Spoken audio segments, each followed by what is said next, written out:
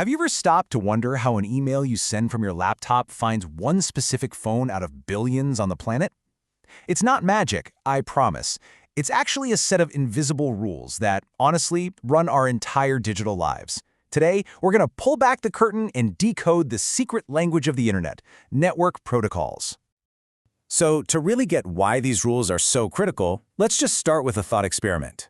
What would actually happen if human communication had zero rules? None at all. I mean, just picture it. You're trying to talk to someone, but you're speaking French, they're speaking Japanese, and you're both talking a mile a minute without ever pausing to listen. One of you is shouting, the other's whispering. Nobody ever waits for a reply. It would be a complete and utter mess, right? Total communication breakdown. And that right there is the key. Our computers, our servers, all of our smart gadgets, they face the exact same risk of chaos. Without some kind of shared language, the internet as we know it well, it couldn't exist. They absolutely need an agreed-upon set of rules to talk to each other. And that brings us to the hero of our story, the protocol. At its heart, a protocol is just a set of rules that governs how data is communicated. It's the official rulebook that prevents digital chaos, telling every device what to say, how to say it, and when it's their turn to speak. Okay, so what do these rulebooks actually control? Well, one of the first, most fundamental things is the direction of the conversation, or as we call it in the tech world, data flow. This table breaks it down really nicely. First, you've got simplex. Think of this as a one-way street. Your keyboard sends signals to your computer, but your computer never sends anything back to the keyboard. Then there's half-duplex. Here, a two-way conversation can happen, but you have to take turns, kind of like using a walkie-talkie. Over. And finally, we have full duplex, which is that seamless two-way chat we're all used to, like a normal phone call where you can both talk at the same time. Each one has a very specific job to do. But it's about way more than just the direction of the data. Protocols lay out a whole power list of rules to make sure every message gets through perfectly.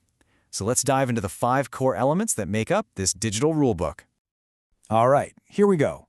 We're going to look at these 5 essential pieces of the protocol puzzle. We've got encoding, formatting, sizing, timing, and finally, delivery options.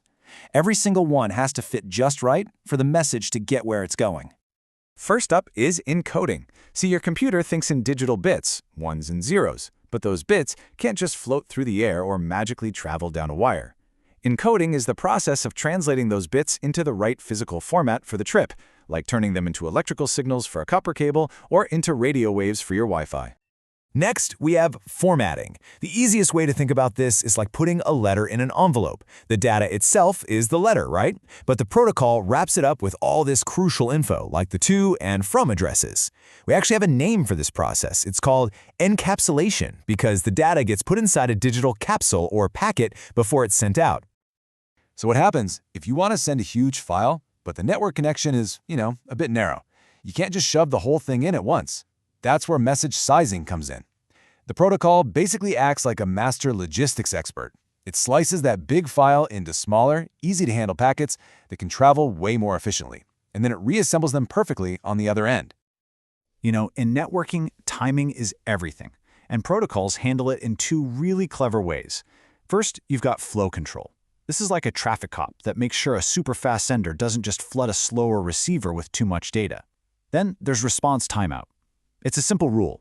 If a device sends a packet, it waits a certain amount of time for an "I got it" message. If it doesn't hear anything, it just assumes the packet got lost and sends it again.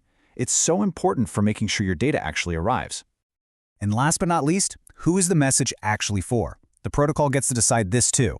As you can see, a unicast is a direct one-to-one message, just like a private letter sent to one person. A multicast goes out to a specific group, kind of like a group email. And then you have broadcast, which is a shout out to every single device on the network, like a public announcement over a loudspeaker. Each option is used for a totally different purpose. So when you put it all together, the flow, the encoding, the formatting, sizing, timing, and delivery, you really start to see it.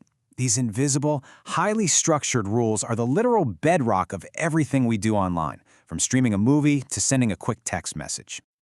This quote just nails it. A protocol isn't just one rule. It's a complete system. It's the whole framework that turns what could be total digital chaos into the clear, reliable communication that we all depend on every single second of the day.